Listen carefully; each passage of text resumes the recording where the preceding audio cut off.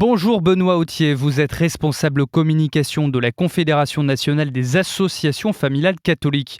Vous nous parlez aujourd'hui du projet de loi sur l'euthanasie qui sera prochainement présenté. On vous écoute. Bonjour Raphaël. Oui, vous n'êtes pas sans savoir qu'un projet de loi sur l'euthanasie sera présenté en décembre au Conseil des ministres.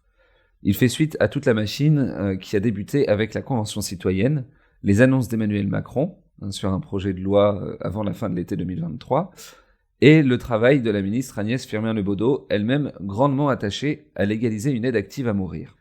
Alors cette même ministre était allée en Belgique pour voir ce qu'il se passe là-bas.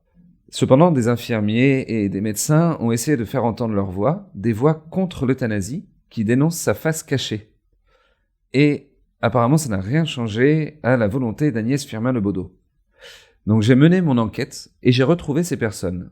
Ce qu'elles m'ont révélé et témoigné doit être absolument entendu par les Français. Et qu'est-ce que ces personnes vous ont révélé ? Alors voilà, l'euthanasie est présentée par ses partisans comme un respect de la dignité humaine, une ultime liberté, et enfin, un remède à la souffrance. Et force est de constater, d'après les témoignages que j'ai recueillis, que tout cela est faux. La dignité n'est pas respectée. Au contraire, l'euthanasie est accordée aux personnes dont la vie ne vaut plus d'être vécue. Voilà le message qui est envoyé.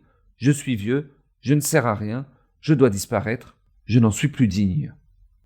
Or, un des témoignages d'infirmiers en soins palliatifs donne le remède à cela.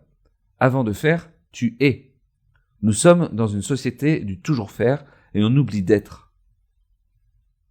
Un autre témoignage, c'est une vieille dame dans son lit qui ne peut plus marcher. Elle dit à sa fille « Je ne sers plus à rien ». Sa fille lui dit alors « Mais maman, tu sers à nous aimer ». Et cette dame a alors simplement dit « Alors oui, ça je sais faire ». Vient ensuite l'argument de la liberté. C'est un argument qui fait froid dans le dos quand on sait ce qu'il signifie en réalité. D'abord le patient. Dans toute demande de mort, gît confusément une demande de vie. Cette citation, reprise dans le documentaire, signifie que la demande de mort ne veut pas dire au sens strict « je veux mourir », mais avant tout elle signifie « je souffre ». Pour l'expliquer, je vais prendre un autre témoignage issu du reportage. Philippe arrive à l'hôpital et dit « Je crève de mal, je veux être euthanasié, c'est ma volonté, ma liberté, ma dignité, je n'en peux plus, donnez-moi la mort ». Un anesthésiste de garde arrive alors et lui injecte un produit anesthésiant, donc c'était dans la colonne vertébrale.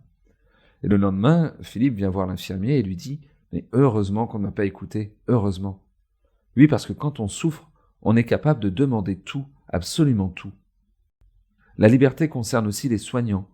La réalité des choses est que même si la liberté de conscience existe, certains patients demandent à ce que ce soit leur médecin qui fasse l'euthanasie. Sans parler de l'évolution de la loi en Belgique, qui empêche maintenant les institutions hospitalières de s'opposer à une euthanasie. Enfin, vient la question de la souffrance, qui ne peut être apaisée.